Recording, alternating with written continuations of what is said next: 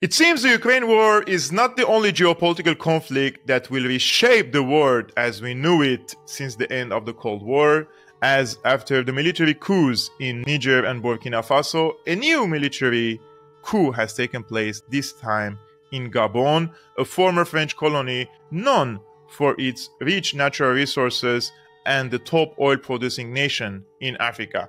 The message is clear to France, which dominates 14 African countries through the imposition of the franc of the French colonies of Africa. The era of neocolonialism is over. The people in Africa want to be treated with respect and improve their social status and economic welfare as well by being able to use their natural resources and striking mutually beneficial agreements and deals with global powers such as Russia and China. You've always said that China has done more for Africa than any other country. I mean, it's true. That's not something anybody can argue with. Yeah. I mean, you know, they came, they laid down infrastructure. They actually did something that the European countries been around for 400 years and did nothing. That's why if you see Africa now hasn't been developed. This was the responsibility of France, Great Britain, Italy, Germany. These guys have been in Africa forever, and it's never been developed. China just started putting interest in Africa. Now you have roads, roundabouts, like they're actually putting structure down. Gabon is very important to France and rival powers because it has a huge supply of oil and uranium. But under the pro-France dictatorship, the revenues of the oil and uranium hugely benefited the elites in France and Gabon, while 32% of Gabonians live in poverty, whereas the deposed president of Gabon has properties worth tens of millions of dollars. Some of them are in the United States and in Washington, D.C. All were paid in full with cash, which raises the question, who paid for these properties? Now, after the coup, the rebels posted videos claiming that they found suitcases in the house of the ousted president's family filled with cash and banknotes. Whether you support the coups in Africa or not, one thing is crystal clear and certain. France's position as a global power is at stake, and there is little Paris can do to undo the new political and social realities in Africa, except for using military force while the entire world is watching. Now, in the same context, on the other side of the story, the Russian channel Rybar published a very interesting insights about the coup in Gabon. The fact is that the leader of the coup and the head of the Republican Guard, Brice Oligui Nguema, has close connections with the United States. The authorities in the US have been supporting Nguema for several years, preparing him for the next election, in which he was supposed to win and take over after Ali Bongo. Moreover, 3 years ago, details of the Nguema's ownership of 3 houses in the US, bought with cash in the state of Maryland, was leaked online. The funny part is that the CIA was investigating the thing. But why did a pro-American general overthrow a pro-French president? As it seems, the US government thinks that the French authorities are no longer able to effectively protect the interests of the collective West, including the USA, on the territory under their control. Therefore, Washington decided to take matters into its own hands and seize the initiative from the French. It is unlikely that the French authorities will go for an escalation in relations with the US because of Gabon. Macron most likely will just swallow it. French intelligence is only tasked with dealing with the transfer of Ali Bongo and his family to a prison in Morocco and their subsequent release after the president is convicted in Gabon. Also curious that French business is going to leave Gabon after the coup, which was not the case, for example, in Niger, where the uranium company Orano continues to operate there. What do you think about these scenarios? Do you think that the coup has been conducted by 3 independent generals, or were they supported by the United States against the pro-French leadership in Gabon?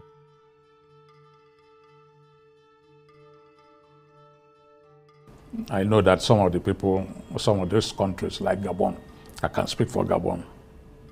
I may not be able to speak for Niger and all this other, but for Gabon, I think the underlying factor is that the citizens are tired of Bongo Odimba dynasty.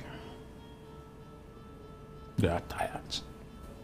The young man may be trying his best, but they see his best as not good enough, because you can imagine a 56-year-old child does not know, I mean a Gabonese may not know any other president. Some of them may not have read anything about Leon Ba, the first president. All what they know is the Bongo Odimba dynasty. I think they're fed up. Ali, I don't think Ali has done so badly, but I think there has been underlying grudge against. And in having this honest conversation yes. Amongst AU leaders, then the truth must be brought to the fore, because if we're having soldiers who would have some kind of flimsy reasons to take over power forcefully, then we may not get it right. For instance, it just might be that the people are hard done by the Bongo Odimba family, and now, but they're saying it's all about the election that was held over the weekend. Well, I mean, that could be a smoke screen, let me put it that way. That they're just using the election as a smoke screen. Is it the first election? This is not the first election. Every election, there have been also outcries. 2009, when he got his first term, there was an outcry. 2016, there was an outcry. So this is not the first time that election has been held and there have been disgruntled voices against the fractions of the election. This is not the first time, but from my own understanding of the country, I believe the people want a change. They're tired of the Bongo Odimba. They are tired. Before you go, what kind of future do you see for Gabon? Gabon has a very bright future. It's a very rich country. All what the country needs is good leadership. The population is not much. They have oil. They have forestry resources. They have aquatic and marine resources. It's a very rich country. I think we need to, there must be a synergy to balance the rulers and the rule. The government should carry the citizens along in their policies. I think by that, I don't know, we have not heard the last of this coup, but we don't know yet. We don't know yet whether we succeed or not. But let's just wait for a week. Because, you know, France has a military base they have a military base in Libreville. So anything can happen. If France says, stop, we don't want it, the coup be aborted. And you think that wouldn't be some kind of interference? I don't think so. I think they have a military pact. France has military pact. They did it 2019. There was an attempt, and France quickly quelled it. There was an attempt, 2019, when Ali had stroke. He had stroke in 2018 when he went for a summit, investment summit in Saudi Arabia.